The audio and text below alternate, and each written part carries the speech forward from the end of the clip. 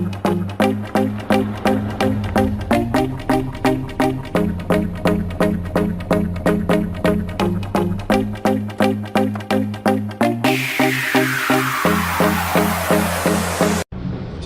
buenas tardes.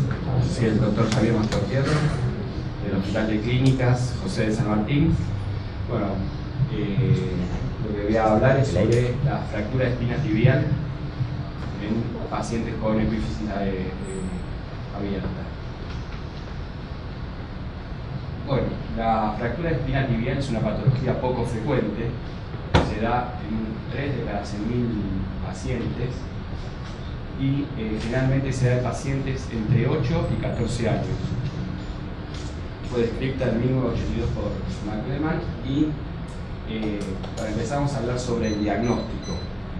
Es muy importante, como en todas las patologías, hacer un buen interrogatorio y un buen examen físico y después, obviamente, basarnos en los estudios por imágenes, en el cual la radiografía es fundamental, pero también tenemos la ayuda de la tomografía y la resonancia. Y por último, la artroscopía como técnica quirúrgica para hacer un diagnóstico definitivo y un tratamiento al mismo tiempo. Clínicamente, los pacientes con una fractura de espina tibial se van a presentar todos con un antecedente de un traumatismo, o sea, es muy importante el interrogatorio, porque generalmente estos pacientes presentan algún antecedente de una entorsis, una torsión, generalmente semejantes a las lesiones del ligamento cruzado, tienen antecedentes de un esguince, una torsión o de un traumatismo a nivel de la tibia, en la parte posterior. Generalmente se presentan con dolor, un dolor agudo, generalmente en la cara anterior de la rodilla, y también dolor producido por el derrame articular, que generalmente es muy importante y que en este caso siempre se trata de una hermartrosis, no una hidrartrosis como las lesiones meniscales o otro tipo de lesiones, producto del sangrado que se genera durante la fractura. Muchos de estos pacientes también presentan un bloqueo, generalmente bloqueo de la extensión, sobre todo en aquellos casos de fractura espina tibial desplazada, la cual no puede extender completamente la rodilla. Radiográficamente, la clasificación más utilizada es la de Meyer y McKeever, que originalmente la clasificaron en 3 grupos. El grupo 1 es una fractura sin desplazamiento. El grupo 2 es una fractura con un desplazamiento parcial, en el cual hay un desplazamiento anterior, pero hay la cortical posterior está conservada. Y el grupo 3, en el cual hay un desplazamiento completo y una rotación del fragmento. Posteriormente, Zarinski, es difícil el apellido, hizo una descripción de un cuarto grupo, que es aquellas con fragmentos conminutos. Esta es la clasificación en gráficos de McKeever, donde vemos el grupo 1, el cual el fragmento está sin desplazamiento. En el grupo 2 existe la cortical posterior está intacta, pero existe un desplazamiento de la parte anterior de la espina tibial, y el grupo 3 es el fragmento desplazado y rotado. La tomografía también es de utilidad en estos casos porque nos permite observar no solo con mejor imagen el tamaño de la fractura, el tamaño del fragmento, sino también alguna lesión asociada. Muchas de estas lesiones son productos de algún trauma de alta energía, en el cual puede existir también una fractura de otra estructura de la rodilla, como una fractura de la meseta tibial o del cóndilo. La resonancia también realmente es importante solicitarla en estos casos, porque nos permite ver no solo la fractura, también como la tomografía, sino la integridad del ligamento cruzado anterior. En muchos casos puede haber una lesión intrasubstancia acompañada de la fractura de espina tibial, en el cual va a variar el tratamiento y ya no vamos a poder realizar una reducción de la fractura de la espina tibial, sino vamos a tener que hacer una reconstrucción, una plástica del ligamento. Y también ver si tiene lesiones meniscales asociadas. La mayoría de las lesiones de fractura de espina tibial tiene asociada una lesión meniscal, y en algunos casos este menisco luxado puede interponerse en los fragmentos de fractura y eso alterar la reducción del fragmento. La artroscopía, como les decía, no solo es una técnica quirúrgica que va a ser útil para el tratamiento, sino que también nos va a permitir observar con detenimiento la fractura, el fragmento y las lesiones asociadas, meniscales o ligamentarias, y resolverlas en el mismo acto quirúrgico. Acá vemos como el ligamento, en este caso con un ligamento cruzado anterior intacto, ¿sí?, se encuentra con falta de tensión por justamente el arrancamiento y la falta de inserción distal a nivel de la espina tibial. Por último, el tratamiento va a variar dependiendo del grado de la lesión. En aquellas lesiones de grado 1, en el cual el fragmento no está desplazado, el tratamiento generalmente es la inmovilización con una férula en extensión, alrededor de 45 días, y en el cual también realizamos en el mismo tiempo una rehabilitación kinesiológica, uno para evitar la fibrosis o la rigidez articular y mantener también la musculatura. Las grado 2 y grado 3 podemos realizar algún tipo de fijación. En aquellas que son un fragmento grande, un fragmento que nos permite una osteosíntesis, vamos a realizar por vía de la artroscopía una reducción que puede ser con clavijas, con tornillos canulados de titanio o biodegradables tipo Herbert, o algunos dispositivos de impactación como son las clavijas biodegradables. Hay unas muy conocidas, se llaman SmartNet, que son muy utilizadas para este tipo de fractura. Las grado 4, que son las comminutas, y las grado 1 o 2, que uno decide un tratamiento quirúrgico, con el cual el stock óseo es bajo, tenemos un fragmento de espina tibial muy pequeño, preferimos realizar una sutura, que puede ser una sutura con un Firewire, que es una sutura de alta resistencia, o con alambre quirúrgico. Entonces, en la artroscopía, lo primero que vamos a empezar a realizar es un buen diagnóstico de la lesión, de la fractura y de las lesiones asociadas. Luego, lo que vamos a hacer es cruentar ambas superficies para permitir una buena reducción y una consolidación. Segundo, la reducción, y por último, la fijación, que como dije, lo que preferimos son dispositivos biodegradables para evitar tener que retirar posteriormente aquellos tornillos de titanio o clavijas, el cual puede llegar a generar algún tipo de molestia o incapacidad para la movilización. En este video vamos a ver una fractura de espina tibial desplazada, en el cual el fragmento, como vemos, es un fragmento amplio. Observamos la integridad del ligamento cruzado, no tiene lesiones intrasustancias, así que lo que vamos a poder realizar en este caso es una fijación del fragmento y no una reconstrucción del ligamento.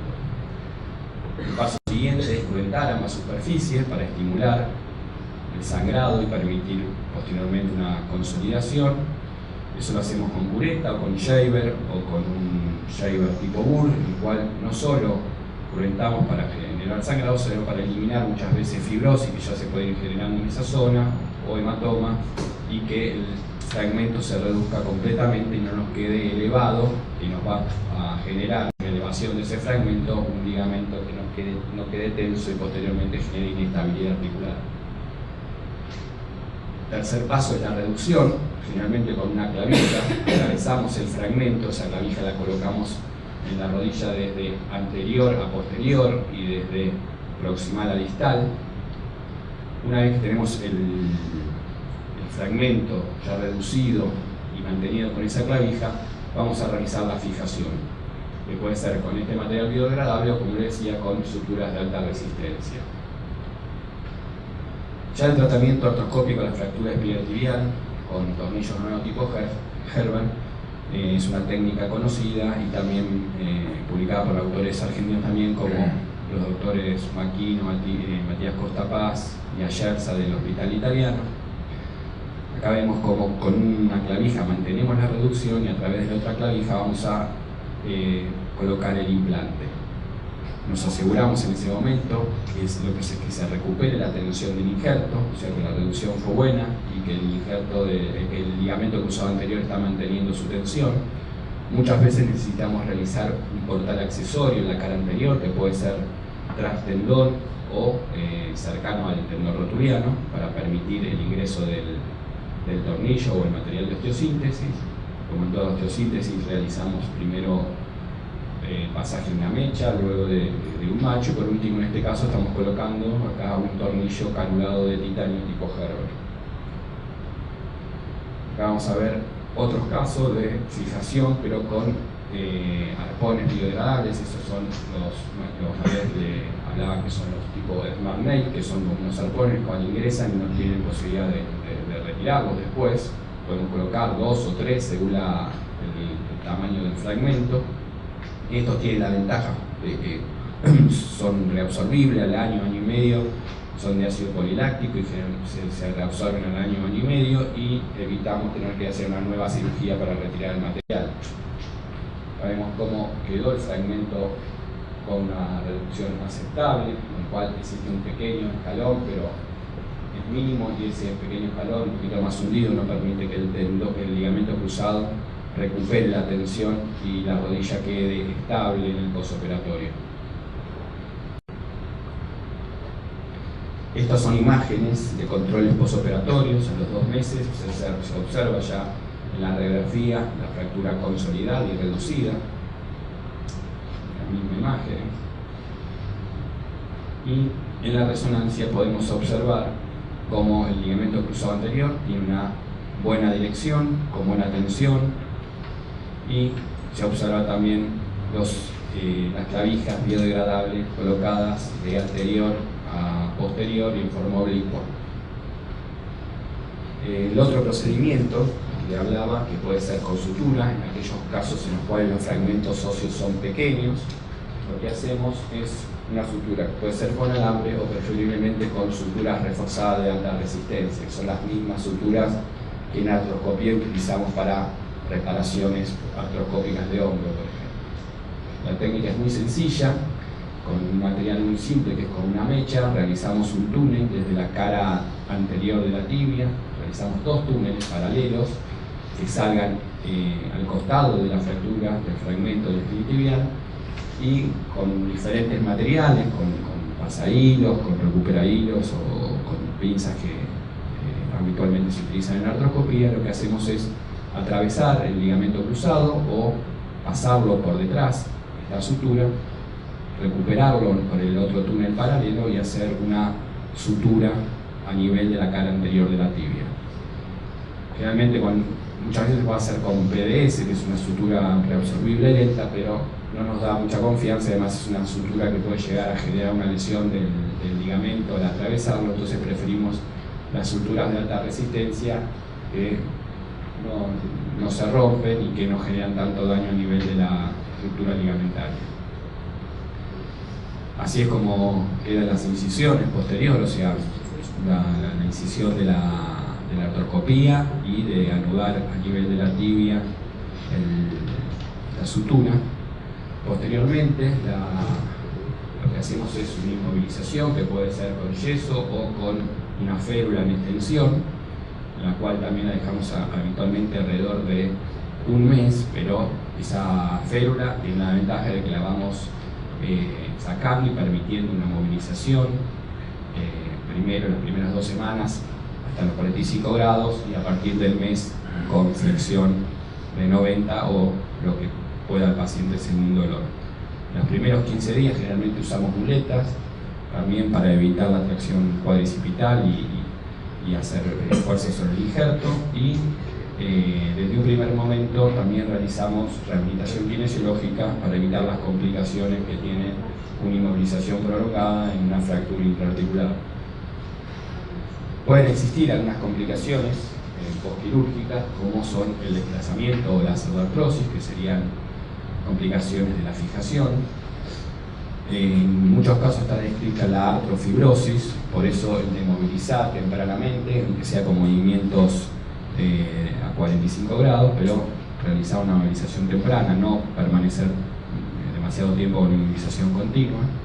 Y otra de las complicaciones, la falta de movilidad, muchas veces por una consolidación viciosa en el cual el fragmento pueda quedar elevado y eso alterar la extensión completa de la rodilla.